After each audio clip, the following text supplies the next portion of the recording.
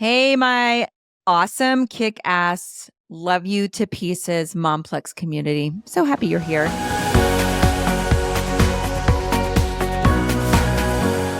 I just got off of a Zoom with my VA. She rocks. Her name is Jessica. She's actually been a guest on my podcast. I'll link that podcast here. When she was a guest on the podcast, she was a health coach for moms, and she has since graduated from that role and is now a VA for mompreneurs, which is incredibly needed and such a vital role. Not only do I feel like I've got a buddy, a partner, somebody who's working alongside with me, it's so nice to have somebody proof my crap, look at my stuff in a different perspective, because when you're in your entrepreneurial brain, you don't really have someone proofing your emails, proofing your copy, thinking outside the box with you. A lot of times I'm on my own, and I am not a very skilled copywriter. I'm not dogging myself. I actually don't love writing. I much prefer talking into this beautiful microphone. Precious. I love this thing. I could talk into this microphone forever. So anyway, Jessica is amazing. She and I just sat down and we are redoing my website, because my website, when I built it, I was a life coach for moms, helping moms in mommy martyrdom. And while my mission to empower women and moms has not changed, the way I'm doing it has. And now I'm doing it through soul readings and soul-led coaching. So we wanted to update the website to blend in with that new branding. And as we were going through this, she's like, let's set up an about me page, and you can tell your story and more about, like, how did you get here? Why did you get here? Why woo-woo? Why soul readings? And how is this helping you as a mom? And she said, at the same time, let's link a great podcast episode that you've recorded specifically about this. And I was like, oh my gosh, I don't even know if I've really dived into it in this new updated, right? I've told the story about my laundry basket epiphany and how I really had let myself get to burnout and like chronic exhaustion and chronic depression, and how I started that kicked off my wellness journey. But we were cracking up because, I mean, honestly, the best way I can describe what I've gone through, it's the title of this episode, which is, I'm here. I used to be a burned out Stepford wife, and now I'm a woo-woo mama, and I'm fucking happy about it. Disclaimer, I curse a lot. I'm really happy about it. And I wanted to talk about that because I think it's so wonderful when we can share our stories, not so that people copy our stories word for word or moment to moment, but to also be show another mom what is possible. I want moms, I want women, I want humans to know that suffering and feeling like shit, we don't have to pay a price to be happy. You know, the more you suffer, the more you neglect yourself, the less you give a shit about yourself. That does not make you a better mom or a better human. Yes, maybe it makes you self-deprecating and humbled, but we can be peaceful and humbled and respectful and also feel fucking good at the same time. And I was living as a burned out Stepford wife, and I figured out how to take better care of myself. And now I'm feeling better than I've ever fucking felt. And I'm a better mom. I'm a better me. I feel more like myself than ever before. And so I'm excited to take you on this story. So welcome back to Momplex. I am your host, Scotty Durrett. I am from the South, so I have really good manners, but I back them up with a lot of cuss words. So if you like to listen to this episode with little ears around, I do not edit out the cuss words. They will not be beeped over. So just heads up. But today we're a little different. We're diving into something super personal for me, but I think it's really important. I'm dying to share it with you. The journey that I had to take to get from burned out Stepford wife to the woo-woo soul-led mama I am today. Now, before you roll your eyes at the phrase woo-woo, stick with me, because this transformation wasn't just about sage burning and, chanting. Oh my gosh, I can't even do it. Wait, because there we go. It's not just about sound bowls and crystals and sage burning, although those are all definitely in the mix for me now. It's really about coming back to life. It's almost like I was in a brain fog.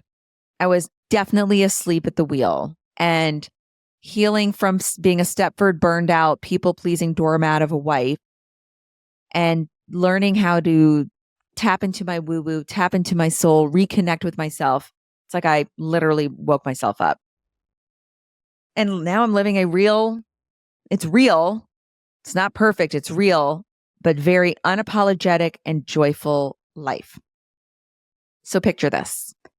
I was living what you might call I've got everything under control, Pinterest perfect life. I was married. On paper, it was fucking perfect. Married to my best friend, 3 healthy, beautiful kids, a dog, in a beautiful house.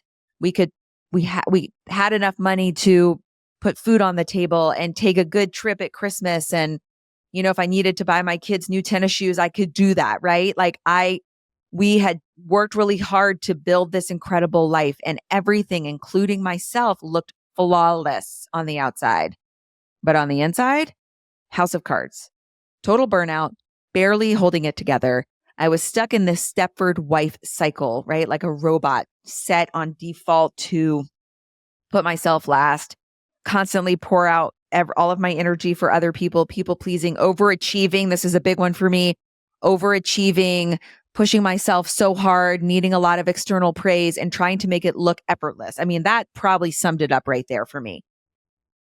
I was living the life of a robot. The default setting was people pleasing, overachieving, and trying to make it look effortless. Does that sound familiar? I mean, I was that mom. I looked like I had it all together. That was the perception that I was trying to put forth. I thought I had it all together, honestly. I mean, I would say I was actually trying to prove that not only to the people in the carpool line and people on Instagram, but to myself too. The house was immaculate. I used to clean my fucking baseboards. I mean, if you were coming over for a barbecue, you could have just trusted that I would have been cleaning the house starting at 6:00 that morning, and I would not have let my family eat in the kitchen, sit on the furniture, bring in dirt, I wouldn't allow my family to even live in the house because I was trying to make sure the house looked immaculate for the people coming over for a barbecue that ironically were going to walk in the door and we were going to start literally making the house a fucking mess.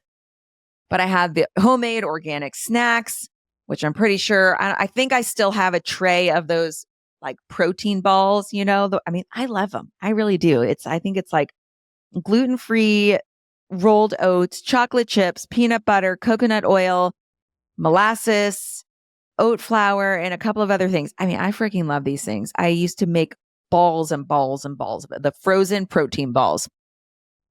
I don't think my kids ever ate them. Every time I put them in their lunchbox, I'm sure they threw them away. I think I still have a tray of those in glass Tupperware in my freezer. I'm not joking. I bet I could go find it. But it didn't just stop at me. This immaculate, perfect life, Stepford wife, like vision that I had to put forth to the world. It also trickled down to my kids. My kids had to get perfectly dressed and be on time for every activity as if Condé Nast was following us with a camera. In fact, I remember getting into the biggest fight with my daughter one time.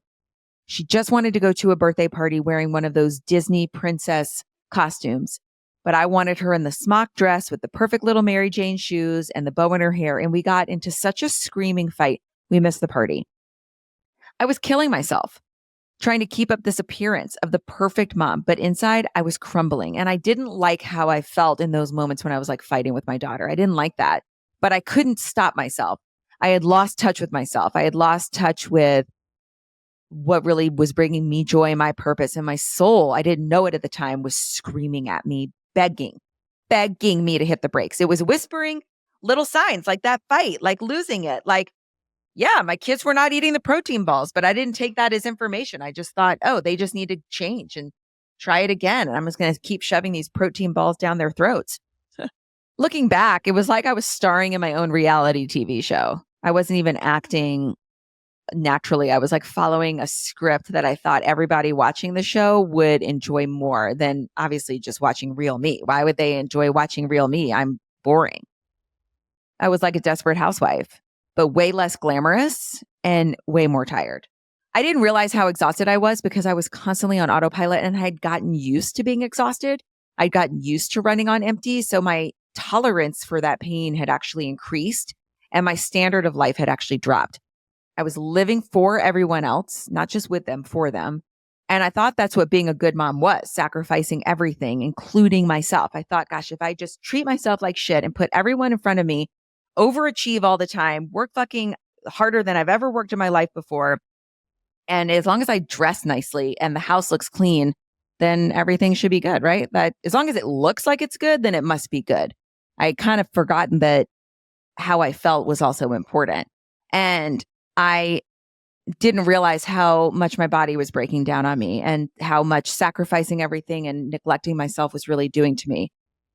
But here's what's even the biggest, most ironic kicker of it all.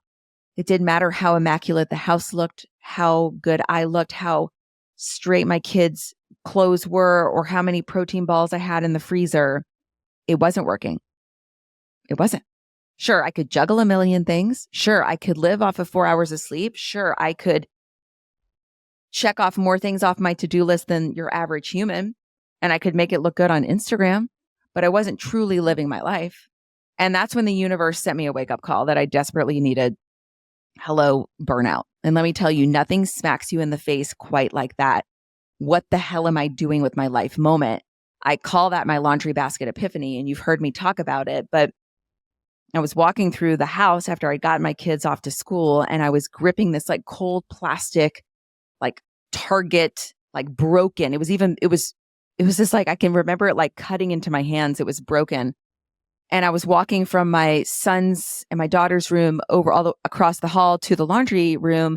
And I actually fell to the floor. And it was like, I didn't fall to the floor because my body gave out. My body actually just froze on me.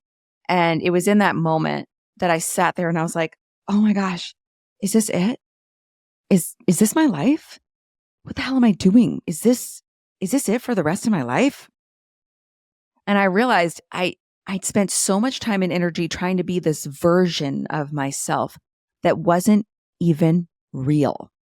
I had lost complete touch with myself. I had lost myself in the process of trying to please everybody else and put out this front that I was this high achieving, kick ass, hold it all together, not even human Stepford wife. So in that moment, I was literally slapped in the face. I had to make a choice. And what I've said repeatedly is I didn't have all the answers in that moment, but I knew I couldn't stay there. I eventually realized I had to strip it all down and rebuild, not the house or the appearance of my life, but myself.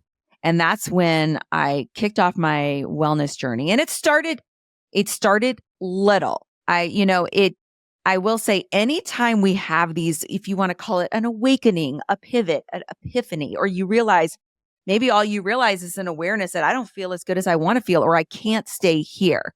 And that was such a big thing. I was like, I don't know where I'm going, but I can't stay here. I didn't go from there to woo-woo overnight. I mean, this has been going on for the last 4 to 5 years. I've been doing little bits and pieces, but making progress, moving in that direction of becoming more myself again and bringing me back into my life, waking myself the fuck up. And over time, this is what's fully allowed me to embrace my inner woo-woo, which has always been there, but I had hidden it for a long time because I thought it wasn't going to be perceived well. I thought it wasn't going to be accepted. I thought people would think I was a ding-dong. No one's ever told me I'm a ding-dong. I had my own shit I had to deal with about what that meant, right? But when I finally learned how not only to accept my inner woo-woo, but embrace it, and look, it wasn't instant and it hasn't been perfect, but I knew something had to change and that something was me. And it was not that I had to change me, but I had to finally stop trying to be everything that I was not. And when I say woo-woo, I don't mean I threw everything away and became a completely different person. I'm not living in the mountains like with goats and Brad Pitt. Gosh, why did I think of that? Oh yeah, he's in that movie. But that does sound really nice. I'm not sure I don't want to go into the mountains like in Switzerland with a hottie, but I love you, babe, if you're listening. That hottie is you. But I'm talking about woo-woo. I'm talking about reconnecting with myself, my soul, my purpose, my gut, my inner voice. It was about finding balance, right? Like honoring my intuition, setting boundaries that felt good for me, not just boundaries that other people were setting, And most importantly, learning that taking care of myself was not selfish at all, but actually essential. And it actually filled my cup and allowed me to be more present for my kids. And that's how I went from burnout Stepford wife to a fully alive, thriving woo-woo mama. And that's truly how I feel. And however you want to define it, like, even if you're not into the woo-woo, whatever makes you feel like you're coming alive again, whatever makes you feel like it's not just about to-do lists and getting external praise from other people, but it's about literally feeling more like yourself and so comfortable in your own skin, no matter what is going on in the world around you, right? I mean, honestly, we can't control what's happening around us. And as a busy, ambitious, hardworking mama, we can always pretty much predict there's going to be shit happening in a lot of different directions. One of my friends described it as being a mom is like that, playing that game whack-a-mole. You're just trying to like whack the little mole down into the hole. My life isn't without issues or challenges or whack-a-moles. It's just that I feel more capable handling the whack-a-moles, and I feel very authentic in how I handle the whack-a-mole. So I feel like myself. I learned to trust my intuition again. It had really quieted down when I became a mom, because becoming a mom scared the crap out of me and I was very insecure and I didn't trust myself. So what did I do? I put my voice into mute mode and I started copying and listening to everybody else's voices. And that really was the beginning of me not trusting myself, right? But through my work of learning how to live a soul-led life, I'm now meditating and I'm moving my body in a way that feels good, and I'm fueling my body, and I'm practicing self-care and soul care. And I use crystals and affirmations to heal from the inside out. And guess what? The more I started showing up for myself, the more I could show up for my kids, my partner, my business, my whole life. The energy shift was real. And for the first time, I wasn't just surviving motherhood and life. I wasn't just going through the motions. I was thriving. And we throw those words around a lot, but I wasn't just only noticing when it wasn't working and pushing myself to make the not working work. Now I roll through life and look at life like, hey, I see things now. I see how things are. Do I like how things are? Do I want to adjust how things are? It's not about beating myself up or being in pain. It's about asking, how can we make today even better than yesterday? I'm sharing this story because I know many of you have been there. You're trying to be everything to everyone. And I know it's because you care and you are fucking amazing, but it's sucking the life out of you. And you're probably wondering to yourself, is this it? Is this what life is supposed to feel like? And mama, the answer is no. You don't have to live in burnout mode. You don't have to treat yourself like shit. You don't have to be this perfect burned out Stepford wife. And you don't have to stay in survival mode. There is another way. It's a more aligned, peaceful, joyful way. And it starts with reconnecting to yourself. Listen, I didn't make this shift by escaping all of my responsibilities or dropping everything and moving to Bali, though that sounds really tempting. I made this shift right here in my real everyday life, between the carpools and the laundry and the crazy to-do lists and the building of the business and raising 3 kids and trying to get through perimenopause and trying to start reading again, right? The woo-woo part, it's just tapping into the tools that bring you back to you. It's about trusting your intuition. It's about embracing your authenticity. It's about opening yourself up to that beautiful spiritual energy in whatever way resonates with you, and just showing up ready and strong enough to handle whatever life is dishing out. So if you're feeling that burnout creep, or if you're already knee deep in it, let this be your notice, your permission slip to make a change. Life is, I mean, let's be honest. Life, it's not that mystical place of like, I'll focus on myself when it's less busy or easier or whatever. It's not fucking coming. Let's be real. Life as a mom, it's never going to be perfectly balanced or calm or without a challenge or without someone needing you. But when you live your life from your soul, the chaos doesn't control you anymore. You get to take back your power. You get to take yourself back and create peace and joy from the inside. gosh, and then you're so empowered and you don't depend on anyone else. It's not that I don't love the people in my life, but I let them be who they are able to be in my life. And I don't expect them to be more than what they're not. Let me explain. I saw this reel that Nick Saban posted. I'm an LSU fan. I'm not an Alabama fan. There is some animosity between LSU fans and Nick Saban, but I will tell you this.